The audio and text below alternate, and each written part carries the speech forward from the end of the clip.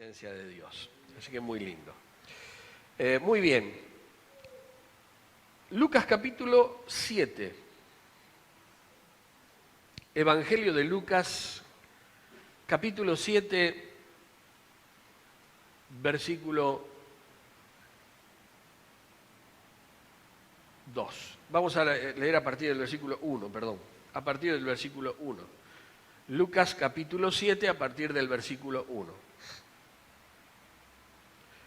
Después que hubo terminado todas sus palabras al pueblo que le oía, entró en Capernaum. Está hablando de Jesús la Escritura, ¿no? Y el siervo de un centurión, a quien éste quería mucho, estaba enfermo y a punto de morir.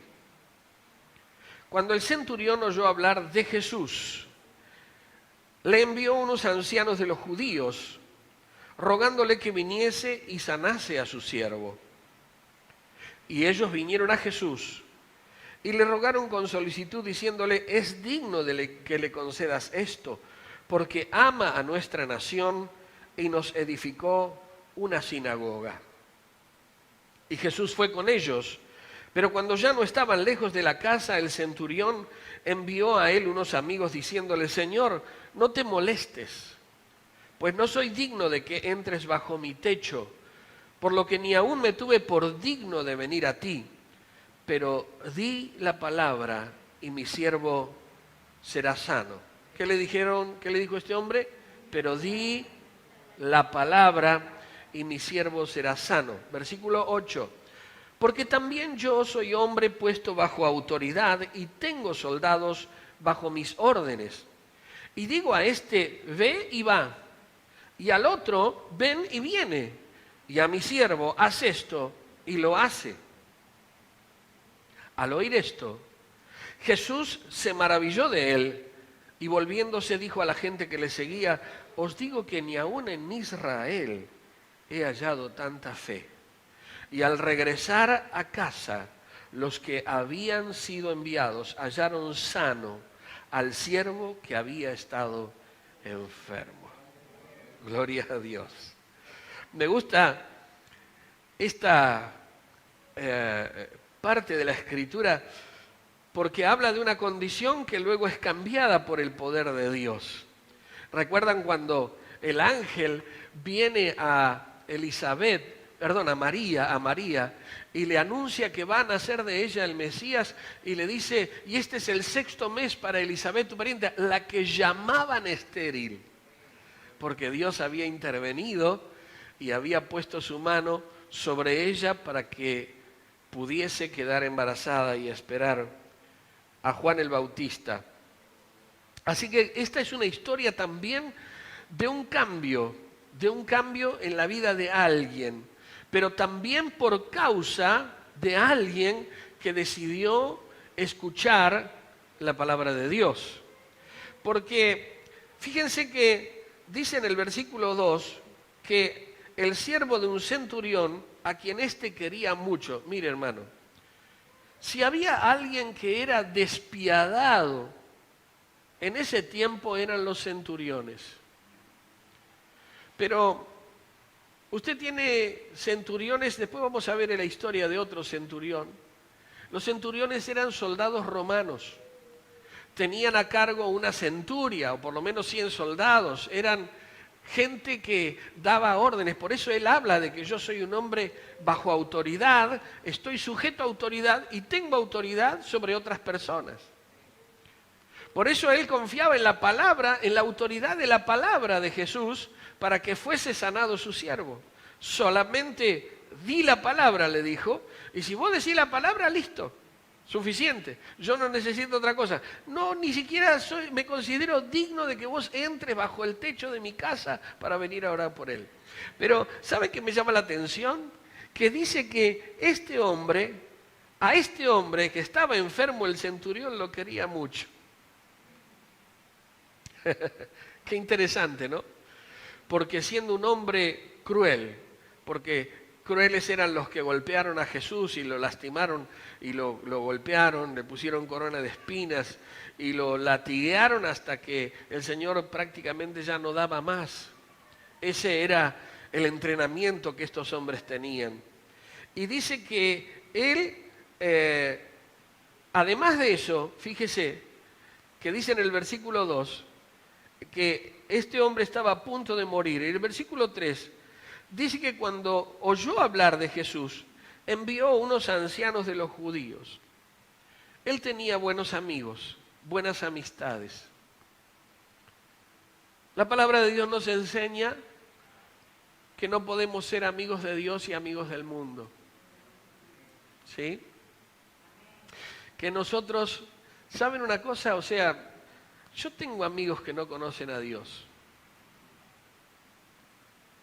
Y creo que la amistad no es eso simplemente. O sea, lo que está hablando aquí la Escritura cuando habla de amistad con el mundo, está hablando de que mi corazón esté en sintonía con el mundo y con las cosas del mundo. Mi corazón no debe estar sintonizado con eso. No hay ningún problema en que tengas alguna persona que no sea creyente, que sea amiga tuya, siempre y cuando ella no te arrastre a su forma de ser. ¿Recuerda usted lo que pasa en el pueblo de Israel? Dice la Escritura que ellos hicieron alianzas con otros pueblos y las mujeres que ellos tomaron hicieron que estos hombres fuesen a adorar a otros dioses que no son dioses. Y nace una generación de gente que no conoce a Dios.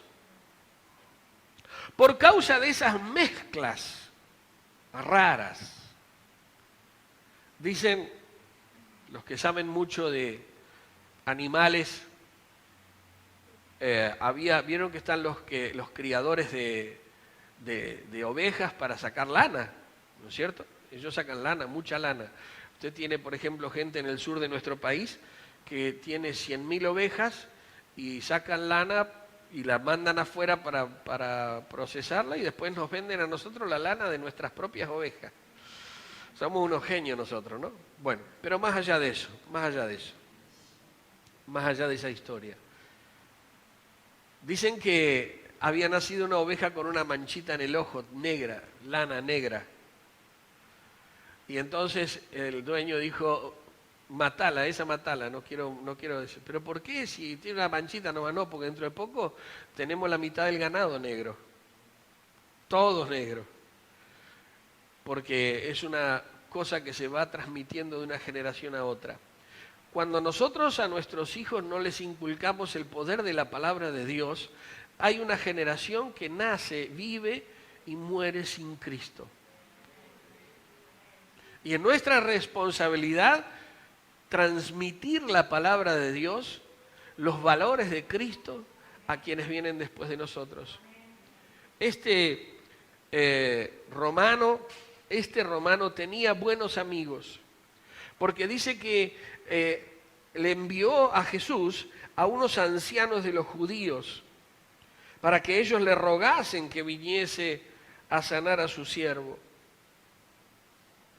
¿Cuáles son las amistades que nosotros tenemos?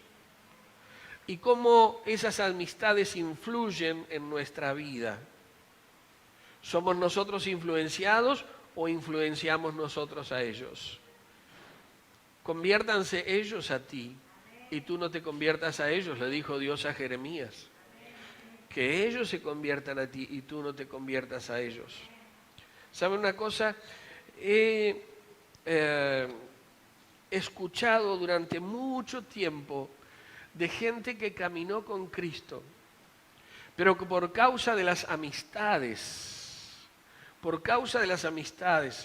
por andar con el rebaño, por decirlo de alguna manera, se apartaron de la verdad y comenzaron a caminar caminos no buenos. Ahora, este hombre, por lo visto, tenía buen testimonio también. Miren lo que dice en el versículo 4, al finalizar dice, es digno de que le concedas esto, porque ama a nuestra nación y nos edificó una sinagoga. Se ve que el hombre disponía de alguna moneda, ¿no? porque para edificar una sinagoga a un pueblo que no era el suyo, él era un hombre que no era del pueblo de Dios. Y usted sabe que el pueblo de Dios tenía costumbres y formas y maneras de ser que venían de tradiciones de muchos años, porque Dios estableció en Abraham al pueblo de Dios. Y estas tradiciones lo seguían a ellos.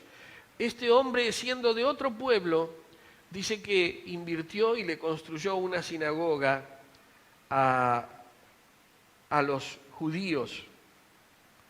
Y ellos dieron testimonio entonces de que este hombre era un hombre piadoso y que merecía que Jesús le concediera este milagro. Ahora,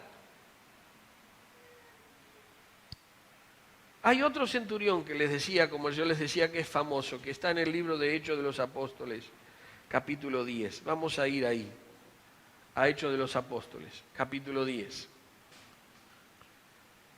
Y vamos a encontrar a un centurión que se llamaba Cornelio. Es un hombre famoso. Yo lo que quiero leer es a partir del versículo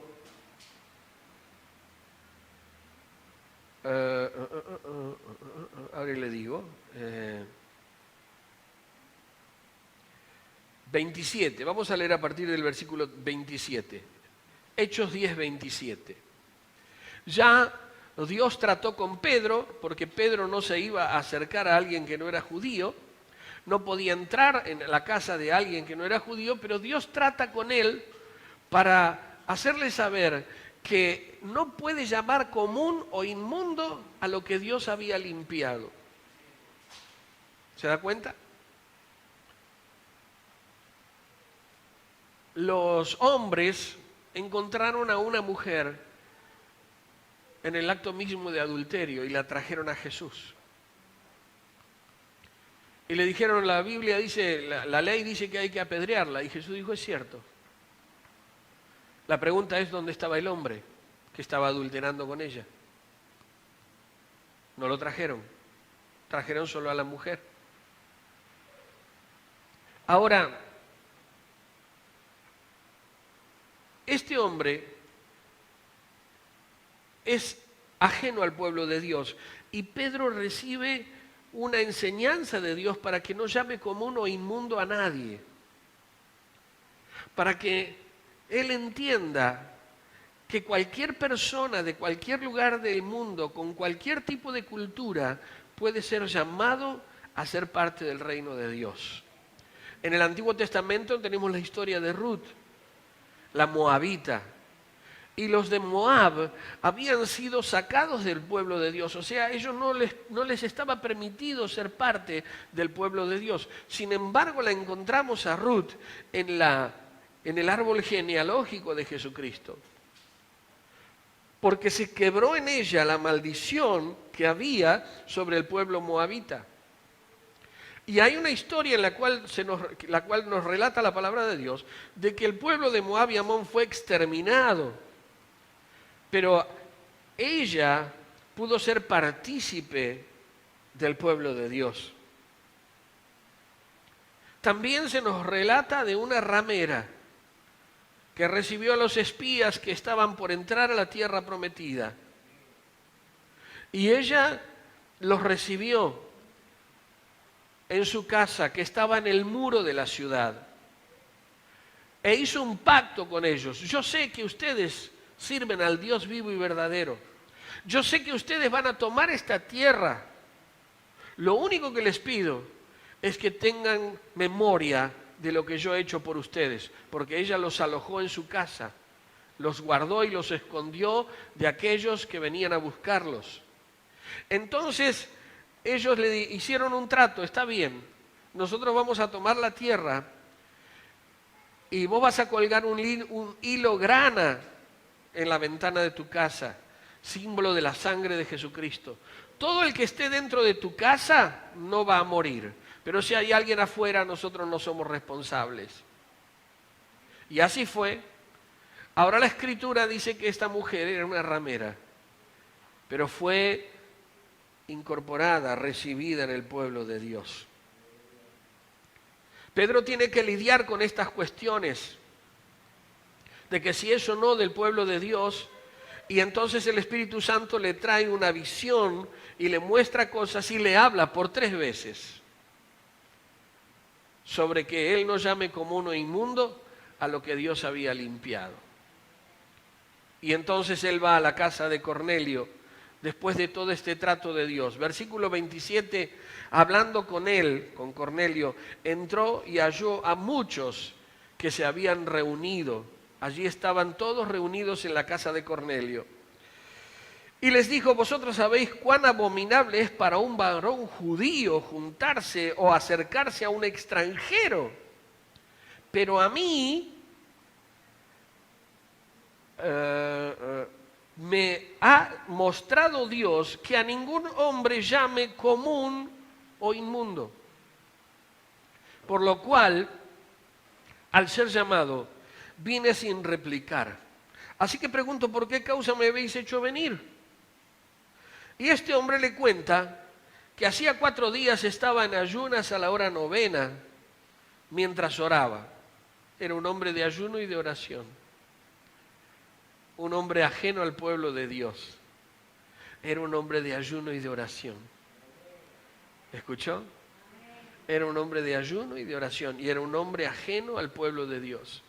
Sin embargo, él estaba en ayuno y oración, y dice que se puso delante de mí un varón con vestido resplandeciente, y dijo, Cornelio, tu oración ha sido oída, y tus limosnas han sido recordadas delante de Dios. Interesante es saber esto, mi hermano, porque descubrimos aquí que era un hombre que por naturaleza no correspondía al pueblo de Dios. Pero él era un hombre que oraba y ayunaba. Y por lo visto su oración y su ayuno se dirigían al único Dios verdadero. Él tal vez ni sabía cómo se llamaba, ni que había enviado a su Hijo Jesucristo. Pero él oraba a ese Dios. Y sus limosnas y su oración fue oída y sus limosnas fueron recordadas delante de Dios. ¿Sabes qué dice la Escritura? Que ningún trabajo en el Señor es en vano. Que ningún trabajo en el Señor es en vano. Vos le diste un vaso de agua a alguien y se lo estás dando al Señor. Fuiste a visitar a alguien que está enfermo, estás visitando al Señor. Fuiste a visitar a alguien que está en la cárcel, estás visitando al Señor. Ayudaste a alguien que ni sabes quién es, estás haciéndolo para él. Y todo eso te será recompensado, porque Dios no es deudor de nadie. De nadie, mi hermano. Gloria a Dios. Así que, escuche, dice que este ángel le dijo, envía pues a Jope y haz venir a Simón, el que tiene por sobrenombre Pedro, el cual mora en casa de Simón, un curtidor junto al mar. GPS de Dios, ¿no? El GPS de Dios. Le dijo la ubicación exacta de la casa y ahí estaba. Y cuando llegue, él te hablará. Así que luego envié por ti y tú has hecho bien en venir. Ahora pues, todos nosotros estamos aquí en la presencia de Dios. ¿Para qué? Para oír todo lo que Dios te ha mandado. La palabra de Dios, mi amado, cambia la historia de una persona. La palabra de Dios cambia la historia de una familia. La palabra de Dios cambia la historia de una nación. Esta mañana estábamos escuchando un video con mi esposa en China, ¿no, Gracielita? 1 millón de personas se han reunido a orar. 1 millón de personas. Esos son 1.000 millones. Bueno, faltan 999. 1 millón no debe ser mucho para China, pero mis hermanos, hay que juntar 1 millón de personas. Ellos se han juntado a orar, a buscar a Dios. Y yo creo que esto es una marea humana que seguirá creciendo por la gracia de Dios. Así que Aquí dice, por eso les digo que el poder de Dios, la presencia de Dios, el poder de la palabra de Dios puede cambiar la historia de una persona, de una familia, de una nación, de una ciudad. Yo les contaba la otra vez de cuando hubo un gran avivamiento en Gales y los hombres dejaron de golpear a los animales y entonces no producían, porque su corazón había cambiado y habían comenzado a ser benevolentes con las bestias, con los animales, y no los golpeaban. Anoche estuve escuchando el testimonio de Danilo Montero. Muchos lo conocemos porque escuchamos sus canciones y las hemos cantado. Y él hablaba de su papá. Él hablaba de que tenía odio hacia su papá por las cosas que había vivido con su papá desde niño, por el maltrato, por haber sido abandonado por su padre, por todo lo que él tenía. Él guardaba rencor contra su papá. Y un día él se sentó con Dios y le dijo, escúchame bien, porque estaba peleado con Dios.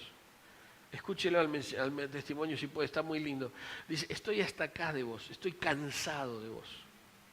No me has dejado tranquilo. Y de Yapa, yo no sé qué hacer, no sé para dónde disparar. Y el Señor le dijo, yo te amo igual. No tenés que hacer nada porque Él le dijo, no te voy a servir más. Dijo, no tenés que hacer nada para hacerme agradable. Yo te amo. No tenés nada que pueda hacerte desagradable a mí, porque yo te amo. ¿Saben una cosa? Dios nos ama de puro amor. De puro amor. Él nos ama porque su esencia es amor. La esencia misma de Dios es amor. Y por eso nos ama.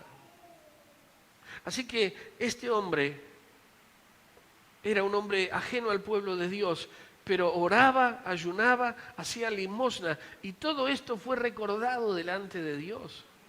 Todo esto fue, Dios dijo, yo recibo cada cosa que vos hacés para mí. Entonces, estaban allí para oír la palabra de Dios, lo que Dios le había mandado. Y esa palabra transformó la vida de esta familia y de todos los que estaban en esa casa. La pregunta es, ¿cuál es la razón por la cual ellos encontraron la respuesta de Dios? ¿Cuál es la razón por la cual estos hombres tuvieron una respuesta favorable de Dios? Y la respuesta está en la misma palabra de Dios. Buscad primeramente el reino de Dios y su justicia, y todas estas cosas os serán añadidas. Mateo capítulo 6, versículo 33. Quiere decir que en lo profundo de nuestro corazón hay un deseo de encontrarnos con Dios, pero hasta que no nos es revelada la palabra, nosotros no sabemos qué hacer. No sabemos qué hacer. Por eso hay gente que busca a Dios en el curanderismo. Hay gente de Dios hay gente que busca a Dios en las religiones orientales. Hay gente que busca a Dios en la música, en el trabajo, en la familia. Hay gente que busca a Dios y se va hasta donde sea para encontrarse con Él. Pero la Biblia dice que no está lejos de nosotros, porque está cercana la palabra en nuestra boca y en nuestro corazón. Entonces, ¿podemos acercarnos a Él? Claro que sí. Este hombre que trajo a la hermana Rosita se ve cosas para hacer, pero me decía él que él necesitaba de Dios, está buscando a Dios. Bueno, yo deseo que él lo encuentre aquí, que tenga un encuentro personal con Jesucristo. Y eso es para cualquier persona que se acerca a Dios, porque dice la Escritura, él mismo dijo, el que a mí viene, yo no le echo fuera. El que se acerca a Dios, Dios no lo rechaza. Pero en esta condición Dios me va a recibir, claro que sí. Pero viviendo de esta manera Dios me va a recibir, claro que sí. Porque Él es especialista en transformar las vidas de las personas. Su palabra es poderosa y Él transforma la historia. Este hombre, el centurión, vino buscando el poder de Dios y su palabra. Y se encontró con el amor de Dios. Se encontró con el poder de Dios. Y entendió claramente lo que significaba el poder de la palabra de Dios para transformar una situación. Quiero que vayamos a 2 de Pedro. Y ahí vamos a leer unos textos. En el capítulo, 2 de Pedro capítulo 1.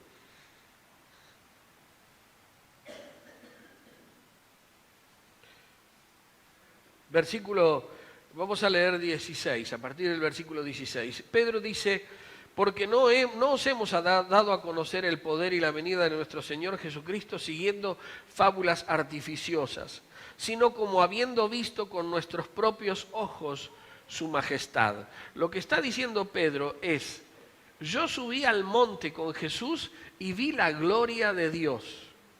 Yo subí al monte con Jesús y pude ver la gloria de Dios, porque dice allí en el versículo 17, pues cuando Él recibió de Dios Padre honra y gloria, le fue enviada desde la magnífica gloria una voz que decía, este es mi Hijo amado en el cual tengo complacencia.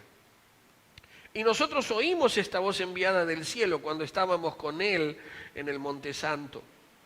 Ahora, preste atención a lo que dice después. Tenemos también la palabra profética más segura, a la cual hacéis bien en estar atentos, como a una antorcha que alumbra el lugar oscuro hasta que el día esclarezca y el lucero de la mañana salga en vuestros corazones. Gloria a Dios. Entonces, tenemos la palabra de Dios, que es la palabra profética más segura. Esto, mis amados, es la Escritura. Necesitamos conocerla. Cuando la Escritura se hace viva en nosotros, pasa a ser la palabra de Dios. ¿Fue claro en esto? Esta es la Escritura. Toda la Escritura es inspirada por Dios y útil para enseñar, para redarguir, para corregir, para instruir en justicia, a fin de que el hombre de Dios sea enteramente preparado para toda obra. Sigue la Escritura. Ahora, esta es la Escritura, pero la palabra es Dios, es Jesucristo. En el principio era el verbo, la palabra. El verbo era con Dios y el verbo era Dios. ¿Sí? Eso dice la Escritura, Juan 1:1. En el principio era la palabra era con Dios y la palabra era Dios. El verbo es Dios, Jesucristo. Ahora, la palabra profética más segura, sí, es la Escritura, pero es Jesucristo. Y ella nos enseña, la palabra de Dios nos enseña. La palabra de Dios guió a Moisés, porque usted sabe, lo hemos dicho en más de una ocasión, todos tenemos un propósito, ¿no es cierto? Todos tenemos un propósito. ¿Usted tiene un propósito? Claro que tenemos un propósito. Ahora, fíjese lo que pasó con Moisés. Él estuvo 40 años en Egipto, ¿no es cierto? Estuvo 40 años en Egipto. ¿A dónde estuvo? Durmiendo con el enemigo. Porque él era de otro pueblo, usted sabe. Él nació con una sentencia de muerte sobre su cabeza, porque Faraón dijo, hay que matar a todos los niños de 2 años para abajo, hay que matarlos a todos. Faraón dijo eso. Y su madre hizo un canastillo, lo calafateó con brea y lo tiró al río. Lo tiró al río y dijo, cuídalo Dios, porque ya no podía sostenerlo más, escondido en su casa. El niño lloraba, gritaba, pedía la leche, claro, como cualquier criatura. Y ya no podía sostenerlo más, entonces lo largó. ¿Y quién lo ve? La hija de Faraón. ¡Ay, qué lindo bebé! Todos decimos qué lindo bebé, ¿no es cierto? Aunque el bebé no sea bonito, todos decimos qué lindo. ¡Ay, qué hermosura! Aunque no sea una hermosura, pero todos decimos qué hermosura. Y la hija de Faraón dijo, ¡ay, qué hermosura! Pero este niño es de los hebreos. Y había allí una niña que dijo, ¿querés que te lo cuide yo? Tengo a quién dárselo. Dale, dale, yo te voy a dar todo lo que necesitas. Y se lo dio a la mamá. Se lo dio a su propia mamá. Y él fue criado con toda la sabiduría de los egipcios, sabiendo en su fuero más interno que tenía una asignación de parte de Dios que era sacar al pueblo de la esclavitud. Ahora, escuche, él pasa 40 años en el desierto, ¿sí? 40 años en Egipto, durmiendo con el enemigo, porque así fue, y bajo una sentencia de muerte sobre su cabeza. Pasa luego 40 años en el desierto, huyendo del enemigo, porque él sí se presentó ante Faraón, pero en definitiva era una manera de huir del enemigo. Y bajo frustración, 40 años bajo frustración, porque el suegro, la familia, todo fue un problema para Moisés hasta que se encuentra con el Dios. ¿Qué quiero decir? Que él fue caminando durante esos 80 años hacia el propósito que Dios tenía. Los 80 años que vivió, los 40 de Egipto más los 40 del desierto y luego otros 40 más en el desierto con el pueblo, siempre fueron el propósito de Dios. La palabra de Dios fue la que encontró Moisés en la zarza. Él encuentra el poder de la palabra de Dios en la zarza. Y allí no es que cambia el propósito empieza a cobrar vida, porque el propósito comenzó con el nacimiento de Moisés. No es que tu propósito se cumple cuando conoces a Cristo. Tu propósito se cumple cuando se empieza a cumplir, cuando sos engendrado en el vientre de tu madre. Tu propósito se empieza a cumplir, y voy un poquito más atrás, allá en la eternidad, en el cielo, en la misma presencia de Dios, cuando Dios dice yo te voy a dar vida.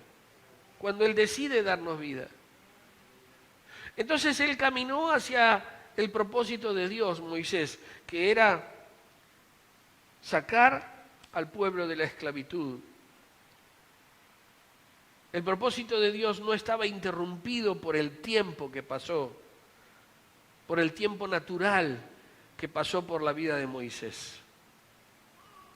Mi amado, un encuentro con la palabra de Dios va a transformar nuestra vida.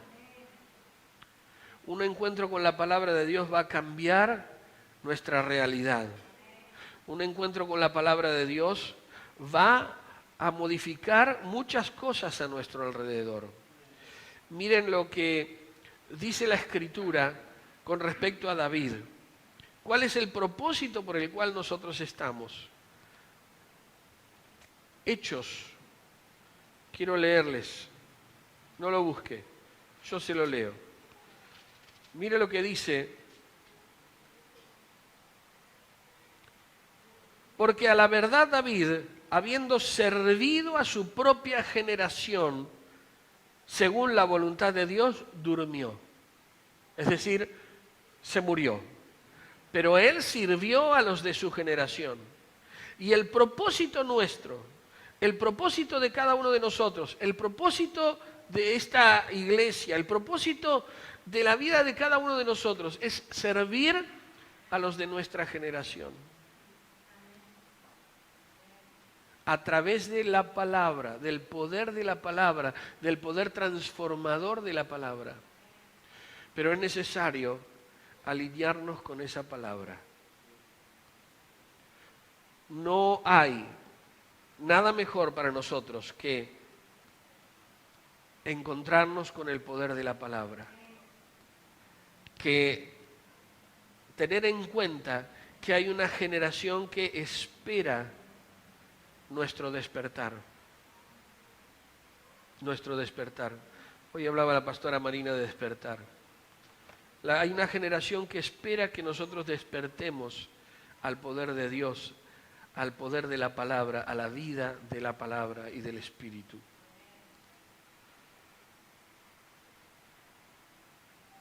Este centurión tuvo cosas en claro para llegar a Jesucristo. Tenía buenos amigos, tenía un buen testimonio y tenía en claro la cuestión de la autoridad. Por eso él dijo, solamente di la palabra. Porque si hay alguien que tiene autoridad, ese sos vos. Solamente decí la palabra y mi siervo va a sanar. ¿Cuál es tu necesidad? ¿Qué es lo que está pasando por tu corazón?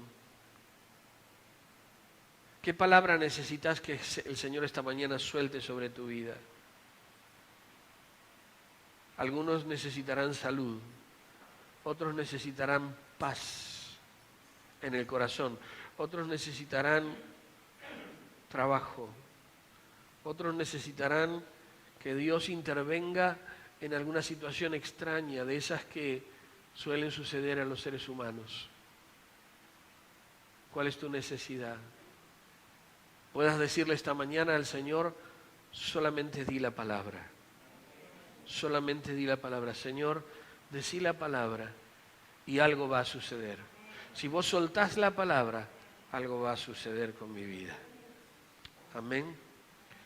Yo los invito a que se pongan de pie. Gracias, Señor. Por favor, los músicos, vengan aquí.